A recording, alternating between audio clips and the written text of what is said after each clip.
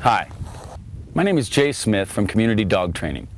I'm in Oracle, Arizona today to talk a little bit about how to groom a matted dog. You will need the following: the dog hair brush.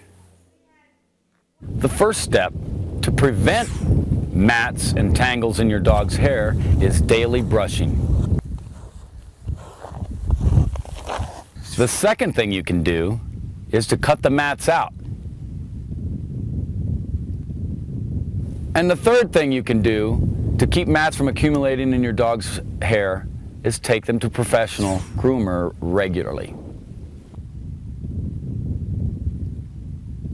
This is Jay Smith from Community Dog Training, and that's how to groom a matted dog.